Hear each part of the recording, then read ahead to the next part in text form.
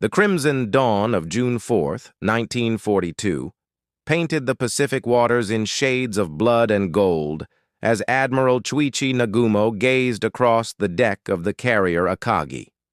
The same man who had orchestrated the devastating Pearl Harbor attack 6 months earlier now commanded the most powerful naval striking force the world had ever seen. 4 aircraft carriers, Akagi, Kaga, Soryu, and Hiryu, cut through the swells with the confidence of eagles soaring toward their prey. Their combined air wings of over 200 aircraft represented the pinnacle of Japanese naval aviation, pilots who had honed their skills in the crucible of war across the Pacific. The morning breeze carried the acrid smell of aviation fuel and the metallic tang of anticipation. Zero fighters lined the flight decks like sleeping predators, their sleek forms reflecting the early sunlight. In the briefing rooms below, squadron commanders traced flight paths on charts while pilots adjusted their leather flying helmets and checked their oxygen masks one final time. The target was Midway Atoll, a tiny speck of coral and sand that stood as America's westernmost outpost, a strategic stepping stone that Japan needed to secure its Pacific dominion. Lieutenant Commander Mitsuo Fuchida, the man who had led the air attack on Pearl Harbor, felt the familiar surge of adrenaline as he prepared for another historic mission. The intelligence report suggested minimal American resistance, perhaps a few obsolete fighters and some coastal guns. The plan was elegant in its simplicity. Neutralize Midway's defenses, prepare for invasion, then deal with any American naval forces that dared to respond. What could go wrong when you commanded the finest carrier pilots in the world? But 300 miles to the northeast, another drama was unfolding. Admiral Chester Nimitz, commander of the Pacific Fleet, had played his cards with the precision of a master poker player. Thanks to the tireless work of code breakers at Station Hypo in Honolulu, who had cracked the Japanese naval code JN-25, the Americans knew exactly where Nagumo's fleet was heading. The intelligence breakthrough, as detailed in David Kahn's seminal work, The Code Breakers, provided Nimitz with something no admiral had possessed since the war began: perfect knowledge of enemy intentions. Task Force 16, commanded by Rear Admiral Raymond Spruance aboard the carrier Enterprise, and Task Force 17, under Rear Admiral Frank Fletcher on the Yorktown, had taken position northeast of Midway. The American carriers Hornet, Enterprise, and the hastily repaired Yorktown, still bearing scars from the Coral Sea battle, represented the last operational carrier strength in the Pacific. If they failed here, the road to Hawaii and the American West Coast would lie open to Japanese conquest. The morning sun climbed higher as both fleets converged on a destiny that would reshape the Pacific War. Japanese reconnaissance planes swept the horizon, while American radar operators strained their eyes at green cathode screens. In the vast blue emptiness of the Pacific, 2 naval philosophies were about to collide: Japanese tactical brilliance against American industrial might, experience against determination, the setting sun of one empire against the rising dawn of another. The stage was set for the most decisive naval battle since Trafalgar, and neither side fully comprehended the magnitude of what was about to unfold in the skies above a tiny coral atoll called Midway. At 0630 hours, the hangar decks of the Japanese carriers erupted into coordinated chaos. Aviation ordnance men wheeled massive 800-pound bombs toward waiting Nakajima B-5N Kate bombers, while mechanics made final engine checks on Aichi D-3A Val dive bombers. The morning attack on Midway would involve 108 aircraft, 36 fighters, 36 dive bombers, and 36 torpedo bombers, launched from all 4 carriers in perfect synchronization. Lieutenant Joichi Tomonaga, leading the strike from his Kate bomber, raised his arm as the first aircraft roared down Akagi's flight deck and lifted into the brightening sky. The formation took shape with mathematical precision, each squadron finding its assigned position in the aerial armada. Zero fighters weaved protective patterns above and below the bombers, while Tomonaga's navigation skills, honed through years of Pacific operations, guided them unerringly toward Midway. The coral atoll appeared on the horizon exactly where intelligence had predicted, its two small islands connected by a narrow causeway, surrounded by a lagoon that gleamed like a turquoise jewel in the morning light. But Midway was far from defenseless. Marine Air Group 22, commanded by Colonel Ira Kimes, had been reinforced with every available aircraft in the Central Pacific.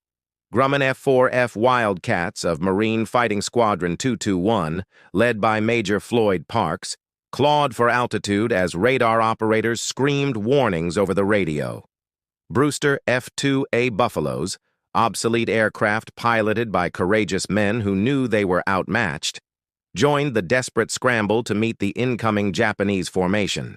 The first aerial combat began at 0620, 30 miles northwest of Midway.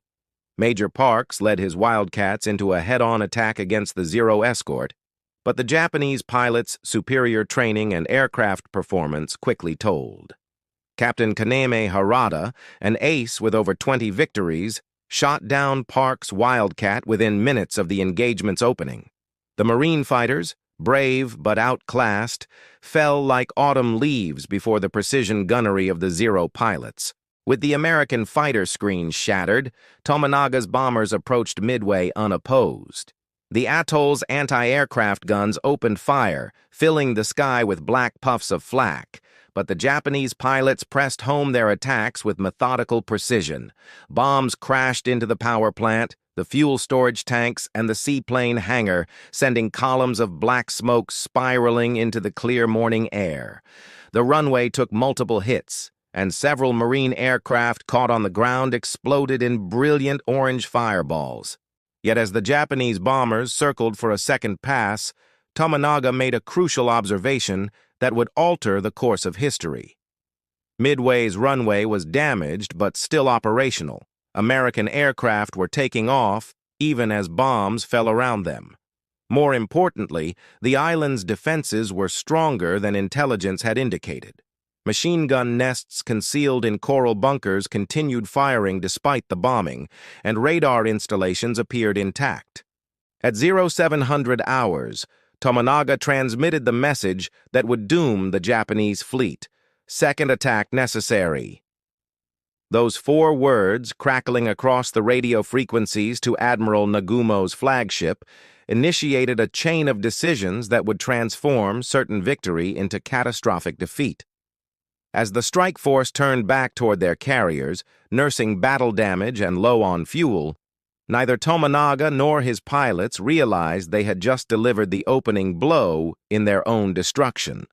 The rigid Japanese tactical doctrine, which demanded the complete neutralization of enemy airfields, had set in motion the very sequence of events that would place their precious aircraft carriers directly in the crosshairs of American dive bombers. Admiral Chuichi Nagumo stood in the operations room of Akagi, his weathered face illuminated by the red plotting lights as staff officers moved markers across the tactical display. Tomonaga's message demanding a second strike on Midway had triggered the most crucial decision of his naval career.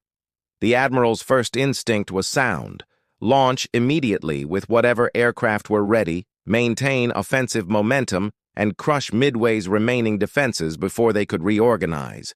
But naval warfare in 1942 was a complex chess game where a single wrong move could topple kingdoms. The complication arrived in the form of a scout plane report at 0728 hours. Warrant Officer Amari, flying reconnaissance from the cruiser Tone, transmitted a message that sent shockwaves through the Japanese command structure. Enemy ships bearing 010 degrees, distance 240 miles from Midway. The report was frustratingly incomplete. No details about ship types, no estimate of force strength, no indication whether aircraft carriers were present. Nagumo's staff officers exchanged worried glances as they plotted the contact on their charts. Commander Minoru Genda, Nagumo's brilliant air operations officer and architect of the Pearl Harbor attack, advocated for an immediate strike against the unknown American force. His reasoning was tactically sound. If enemy carriers were present, they posed an existential threat that superseded all other considerations. But Nagumo hesitated, trapped between competing priorities and incomplete intelligence. Half his strike aircraft were returning from Midway, low on fuel and ammunition. The other half, armed with 800-pound bombs for the planned second strike on the atoll, would need at least 90 minutes to rearm with armor-piercing bombs and torpedoes for naval warfare. The decision to rearm the reserve aircraft, the fatal choice that military historians would debate for decades, came at 0745 hours. On the hangar decks of all four carriers, ordnance men began the laborious process of switching ordnance loads. 800-pound general-purpose bombs were carefully lowered from bomb bay brackets and replaced with Type 91 torpedoes and 16-inch armor-piercing shells modified for aerial delivery. Aviation fuel lines were checked and double-checked while mechanics performed final inspections on engines that would soon carry their pilots into combat. But time, that most precious commodity in naval warfare, was slipping away like sand through an hourglass. At 0800 hours, a second message from the Tone Scout plane arrived. Enemy force consists of 5 cruisers and 5 destroyers. The intelligence, while still incomplete, suggested no aircraft carriers were present, a devastating miscommunication that would cost thousands of lives. Nagumo's staff breathed easier, believing they faced only surface ships that posed minimal threat to their carrier-striking force. Meanwhile, the returning Midway strike force was approaching their carriers with fuel gauges reading dangerously low. Several aircraft reported battle damage that would require immediate attention upon landing. Naval aviation doctrine demanded that recovering aircraft take absolute priority. Letting pilots die in the ocean due to fuel starvation was unacceptable to any carrier commander. Nagumo made the only decision his honor would allow: clear the flight decks for aircraft recovery, regardless of the tactical situation. At 0830 hours, the last of Tomonaga's bombers trapped aboard Soryu, their tailhooks catching the arresting wires with mechanical precision. Pilots climbed wearily from their cockpits, their flight suits stained with sweat and cordite, unaware that their successful return had sealed their carrier's doom. The flight decks, moments before clear for launching the rearmed strike force, were now cluttered with recovery operations. Fuel trucks rolled across the deck plating while ordnancemen continued shuttling bombs and torpedoes in the hangar bays below. As recorded in Gordon Pranga's definitive account, Miracle at Midway, the Japanese carriers at 0900 hours were at their most vulnerable state.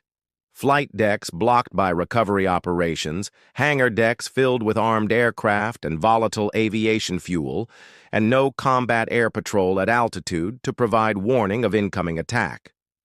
The striking force that had dominated the Pacific for 6 months was about to discover that in modern naval warfare, the hunter could become the hunted in the space of a heartbeat.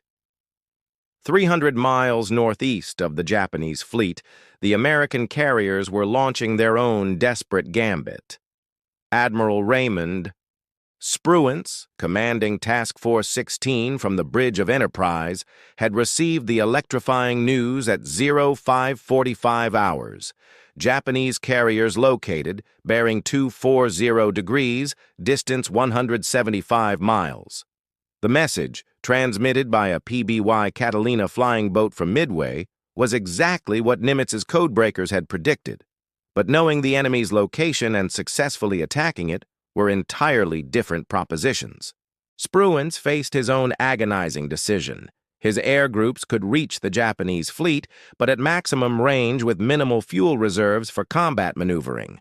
Conventional naval doctrine called for coordinated attacks, fighters, dive bombers, and torpedo planes arriving simultaneously to overwhelm enemy defenses. But coordination took time, and time was the one commodity the Americans lacked. Every minute of delay allowed the Japanese to prepare their own devastating counterstrike. The decision to launch immediately, sacrificing coordination for speed, came at 0600 hours. Lieutenant Commander Eugene Lindsay led Torpedo Squadron 6 off Enterprise's deck, followed by Lieutenant Commander John Waldron's Torpedo Squadron 8 from Hornet. The obsolescent Douglas TBD Devastator torpedo bombers, already showing their age against modern Zero fighters, carried Mark 13 torpedoes that were notorious for premature detonation and erratic running. Behind them came the dive bombers, Douglas SBD Dauntlesses from all three carriers, each loaded with a single 1,000-pound bomb and the hopes of a nation. But the American strike force immediately encountered the cruel mathematics of naval aviation. Hornet's air group, led by Commander Stanhope Ring, flew on the wrong bearing and never found the Japanese fleet. Of the 59 aircraft that launched from Hornet, only one would participate in the coming battle. Enterprise and Yorktown's aircraft became separated in the vast Pacific expanses, their formations scattered by navigation errors and communication failures. The coordinated strike that American planners had envisioned dissolved into a series of individual squadron attacks. Lieutenant Commander John Waldron, leading Torpedo Squadron 8, was the first to locate Nagumo's carriers at 0920 hours. The sight that greeted the 30 pilots of VT-8 was both magnificent and terrifying. 4 aircraft carriers arranged in a perfect box formation, their flight decks gleaming in the morning sun, surrounded by a protective screen of battleships, cruisers, and destroyers. Anti-aircraft guns bristled from every ship, while Zero fighters circled overhead like sharks sensing blood in the water. Waldron's attack was doomed from the moment it began. The TBD Devastators, flying at wave-top altitude to arm their torpedoes, were sitting ducks for the Japanese Combat Air Patrol. Lieutenant Commander Shigeru Itaya led his Zero fighters down in screaming dives, their 20mm cannons and 7.7mm machine guns tearing through the American formation. One by one, the Devastators exploded or crashed into the Pacific, their crews dying in balls of orange flame and black smoke. Ensign George Gay, the sole survivor of Torpedo Squadron 8, watched in horror as his squadron mates died around him. His own aircraft, riddled with bullets and with his gunner killed, barely managed to drop its torpedo before crashing into the ocean just 1,000 yards from the Japanese carriers. Gay would spend the next 30 hours floating in his life vest, a front-row witness to the greatest naval battle in Pacific history. But Waldron's sacrifice, like that of Torpedo Squadron 6 and Torpedo Squadron 3 from Yorktown, accomplished something no American commander had dared hope. The massed torpedo attacks, though tactically failures, had drawn every Zero fighter down to sea level and pulled the Japanese Combat Air Patrol completely out of position. At 10:20 hours, as the last American torpedo bomber crashed into the Pacific, the skies above the Japanese carriers stood empty and defenseless, a clear highway for the dive bombers that were even now beginning their fatal descent from 20,000 feet above the clouds. Lieutenant Commander Wade McCluskey circled at 19,000 feet above an empty ocean, his fuel gauge showing dangerously low reserves and 37 Douglas SBD Dauntless dive bombers strung out behind him in attack formation.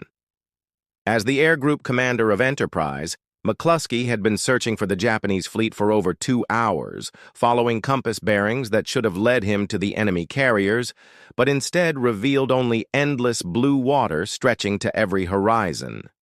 His radio crackled with increasingly desperate calls from pilots reporting fuel states that would barely allow them to return to their own carrier. Then, at 10:05 hours, McCluskey spotted the white wake of a Japanese destroyer racing northward at maximum speed. Commander Arashi was rushing to rejoin the main fleet after dropping depth charges on an American submarine, unknowingly serving as a navigation beacon for the very enemy he was trying to destroy. McCluskey banked his formation northward, following Arashi's wake like a hound following a scent trail, and at 10:20 hours, the sight that had haunted American nightmares for 6 months finally appeared below the cloud layer. The 4 Japanese carriers spread across the ocean in perfect formation, Akagi and Kaga to port, Soryu and Hiryu to starboard. Their flight decks were packed with aircraft preparing for launch. Nakajima B-5N Kate bombers armed with 800-pound bombs and Type 91 torpedoes, Aichi D-3A Valdive bombers loaded with armor-piercing shells, and Mitsubishi A-6M Zero fighters with their fuel tanks topped off for long-range combat.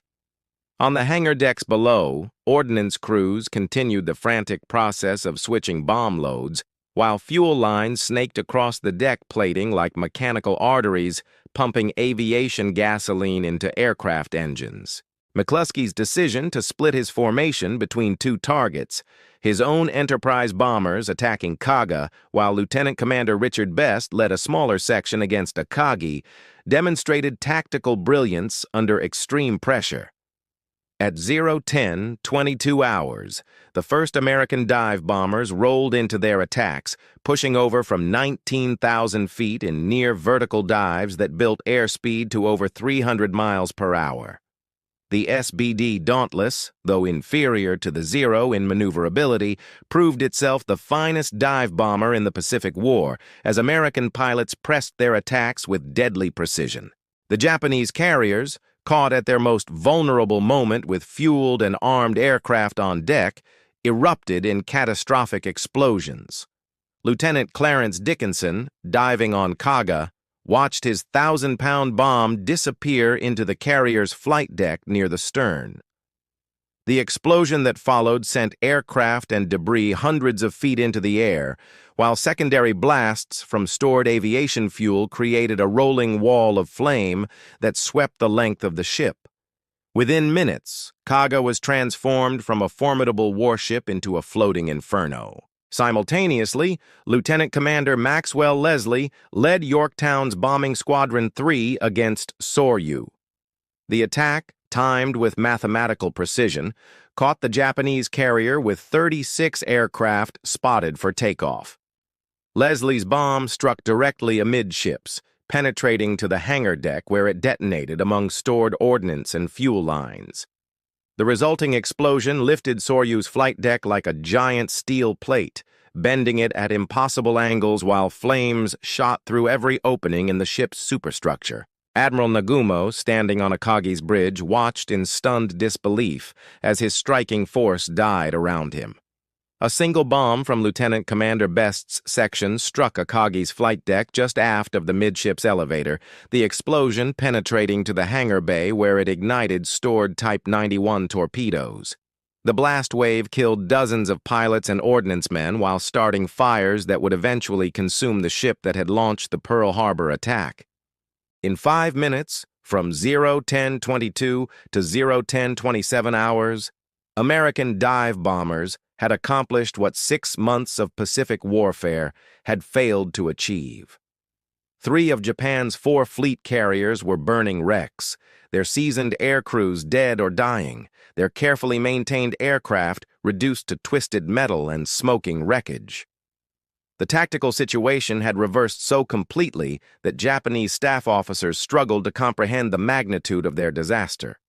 As smoke columns rose thousands of feet into the clear Pacific sky, the myth of Japanese naval invincibility died in the flames of burning flight decks. Through the billowing smoke and chaos of the burning carrier fleet, one ship remained untouched by the American dive bomber attacks. Hiryu, positioned 8 miles northwest of her burning sister ships, became the sole repository of Japanese naval aviation's hopes for redemption. Rear Admiral Tamon Yamaguchi, commanding Carrier Division 2 from Hiryu's bridge, was arguably the most aggressive and capable carrier commander in the Imperial Navy, a man who believed that defeat was merely an opportunity to demonstrate samurai spirit through magnificent failure. At 0:10:40 hours, even as Akagi, Kaga, and Soryu burned out of control, Yamaguchi was already preparing his counterstrike. Hiryu's flight deck, unlike those of her doomed sisters, was clear and ready for launch operations. 18 Aichi D-3A Val dive bombers of Lieutenant Michio Kobayashi's squadron were spotted for immediate takeoff, each armed with a single 550-pound armor-piercing bomb. 6 Mitsubishi A-6M Zero fighters provided escort. Their pilots hand-picked for this crucial mission that might salvage something from the disaster engulfing the mobile force. The launch proceeded with mechanical precision despite the smoke and flames visible on the horizon. Kobayashi's formation took shape at 8,000 feet, then climbed to 13,000 as they headed northeast toward the reported position of the American carriers. The irony was bitter. Japanese reconnaissance, so crucial to their early war successes, had finally located the enemy fleet just as their own striking power was being systematically destroyed. At 11:20 hours, Kobayashi's dive bombers found their target. The American carrier Yorktown, steaming in a defensive circle with her escorting cruisers and destroyers, presented a perfect target silhouetted against the blue Pacific. The ship's combat air patrol, depleted by the morning's offensive operations, could mount only token resistance as the Japanese bombers pushed over into their attacks. Yorktown's anti-aircraft guns filled the sky with black bursts of flak, but Kobayashi's pilots pressed home their attack with the fatalistic courage that characterized Japanese naval aviation. 3 bombs struck Yorktown in rapid succession. The first penetrated the flight deck near the island's superstructure, exploding in the ship's uptakes and extinguishing fires in 5 of her 6 boilers. The second bomb detonated in the storage area for the ship's aviation fuel system, starting fires that threatened to spread throughout the vessel. The third struck amidships, opening the hull to the sea and causing a 7-degree list that made flight operations impossible. But Yorktown refused to die easily. Damage control parties, led by Lieutenant Commander Clarence Aldrich, performed miracles of seamanship that would become legendary in naval annals. Counter-flooding corrected the list, emergency repairs restored partial power, and within 2 hours the carrier was making 20 knots and preparing to resume flight operations. To Japanese observers monitoring American radio traffic, Yorktown appeared to be a different ship. Their intelligence concluded that at least 2 American carriers remained operational. This crucial misperception drove Yamaguchi's final gambit. At 13:30 hours, he launched his last operational aircraft, 10 Nakajima B-5N Kate torpedo bombers led by Lieutenant Joichi Tominaga, the same officer who had led the morning attack on Midway. Tominaga's aircraft bore visible battle damage from the earlier mission, but the pilot refused to transfer to an undamaged bomber. Bushido demanded that he lead from the front, regardless of personal risk.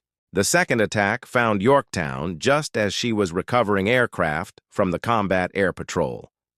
Tominaga's torpedo bombers, approaching from 4 different directions in a perfectly coordinated anvil attack, penetrated the destroyer screen despite intense anti-aircraft fire. 2 torpedoes struck the carrier's port side, flooding the engine rooms and leaving her dead in the water. This time, Yorktown's damage was beyond repair. She would sink 2 days later, taking with her the destroyer Hammond and 141 American sailors. Yet Yamaguchi's tactical victory was strategically meaningless. As the last Japanese aircraft from Hiryu returned to their carrier, they faced a grim reality. American dive bombers were already approaching for the coup de grace that would complete Japan's carrier aviation's funeral pyre in the skies above Midway. The sun hung low on the western horizon as Lieutenant Commander Earl Gallagher led 24 SBD Dauntless dive bombers from Enterprise toward the last operational Japanese carrier. Hiryu steamed alone through the gathering dusk, her escort vessels arranged in a protective circle that bristled with anti-aircraft guns but could not hide the stark reality. This was the final act of Japanese carrier aviation's Pacific dominance.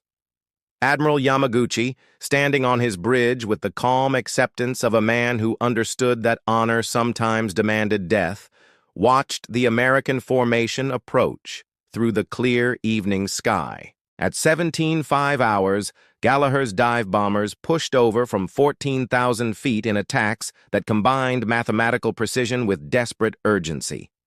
Every pilot understood that Hiryu represented Japan's last opportunity to salvage victory from the disaster at Midway. If she escaped into the darkness, her aircraft could continue attacking American forces throughout the night.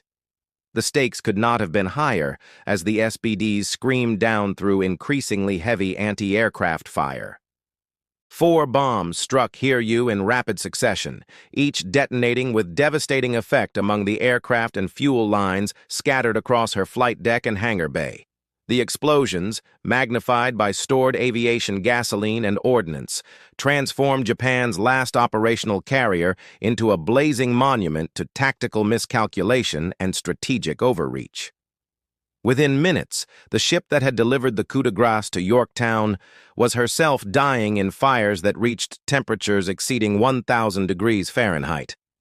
Admiral Yamaguchi's final hours embodied the contradictions of Japanese naval culture: tactical brilliance combined with strategic blindness, personal courage married to institutional inflexibility.